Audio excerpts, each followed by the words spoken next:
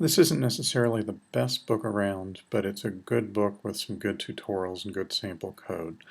The basic premise of the book is that it starts out with the basics of what a database is. They're much better books to describe what a database is. Getting started with Oracle, we're going to divert from the book and look at two different ways of doing this. The first is going with the Application Express, where I can come in and create a database instance with the user interface.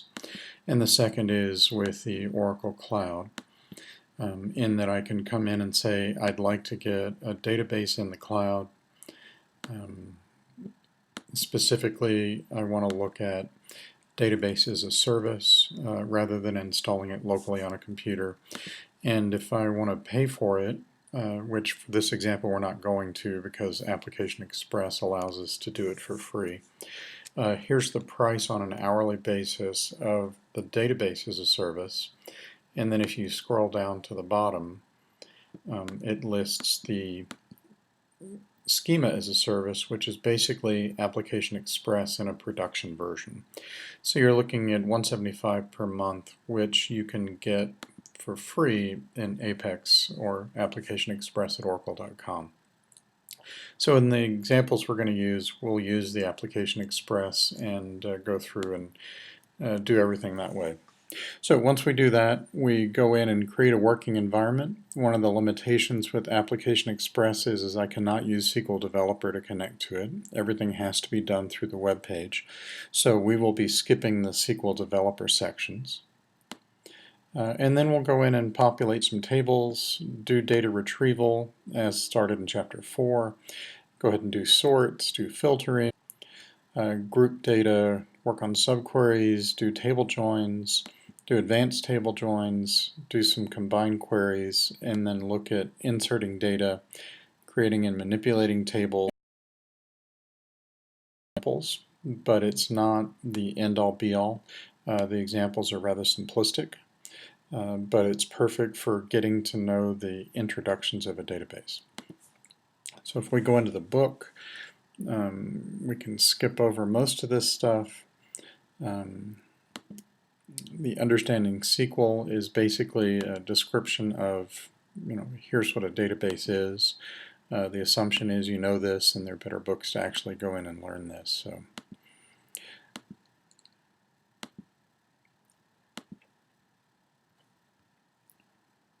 So getting started, we need to create an environment, and what they recommend here is to create a client-server arrangement where we're going in and creating client tools.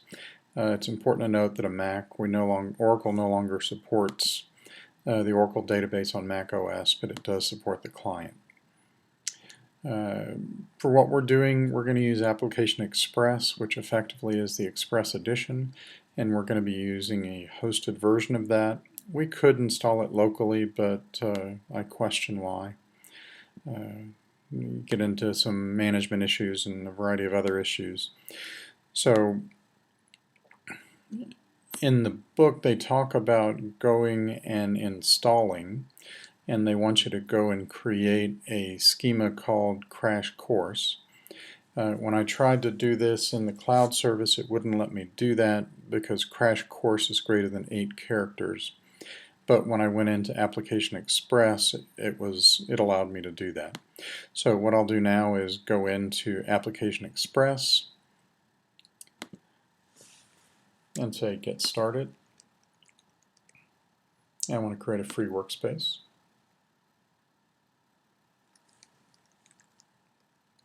I am looking at application development.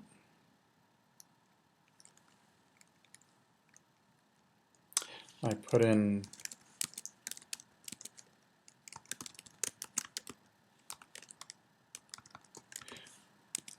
an email address so that it can communicate with me,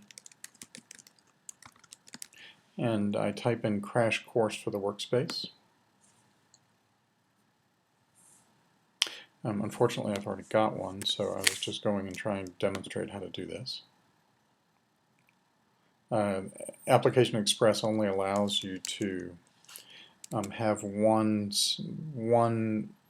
instance workspace across all of it. And we're limited to 10 or 25 megabytes for the amount of data that we're storing.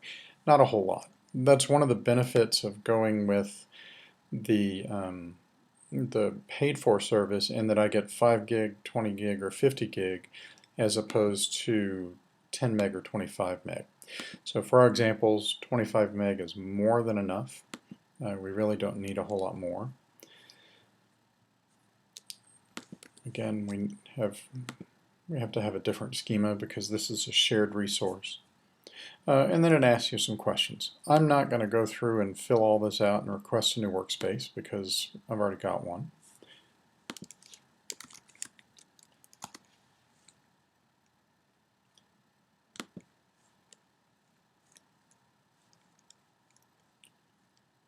And I created an instance called Crash Course, a schema called Crash Course, and I just have to log into that instance. So for those of you unfamiliar with Application Express, I can go in and build a web interface, or I can go straight into SQL development, and that's the primary focus of what we're going to look at. I can upload scripts, I can go and do object browsing, where I can look at tables that exist and data that exists. So by clicking on the object browser, I can drill into the tables. So for example, I want to look at demo customers. And this is all pre-populated when I pull in the schema. I can look at the structure and see their variable characters, their numbers, and then I can click on the data and go in and see the actual data that's stored in the tables. If I go back to the workshop, I can also do things like upload and download scripts. So in this example, I'd like to upload a script, and I've used the scripts that are in the book.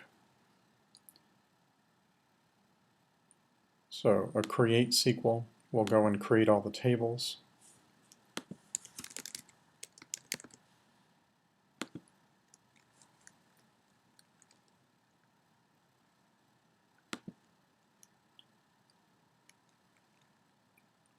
And then the Populate SQL will go put data into the tables.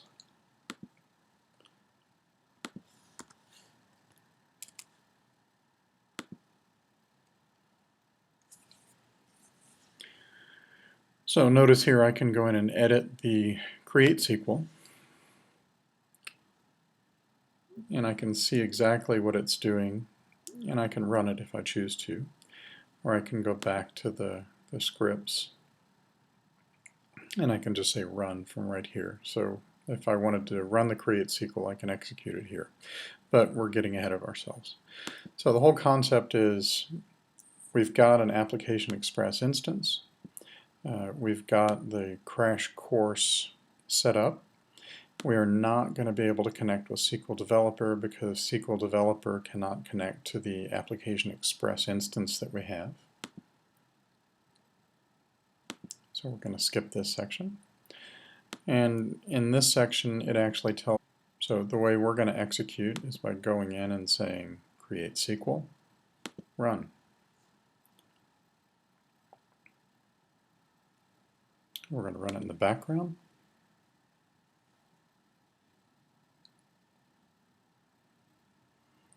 We notice that it completed. We have to view the results to see if it completed with any errors. And one of the nice things about this is I can either look at it from a summary perspective or a detailed perspective. So I look at it from a summary perspective. It's going to come in and tell me hey, everything happened. We had 17 instructions. There were no errors in the instructions. So down at the bottom we have 17 successful process statements with 0 errors. If I go into the details, I can see exactly how it's created and all of the statements, how long it took. It's additional detail we don't necessarily need to do. So what we've done is gone in and executed the create statement. The next thing we want to do is execute the populate statement. So we come back to the SQL scripts. We go into the populate and say run.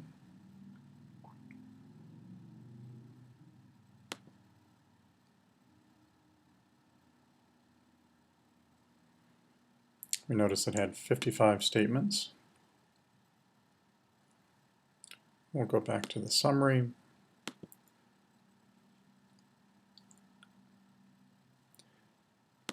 Scroll down to the bottom and notice we had 55 successful with 0 errors.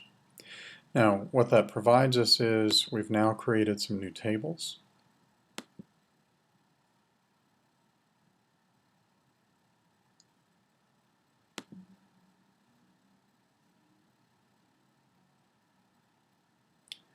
So if we go into the object browser and we look at some of the new tables that are created, so things like products, we've got the product ID, the vendor ID, the product name, product price, product description, and then a fully populated table with a variety of products that are in the table. And with that, we're going to end this video and have another future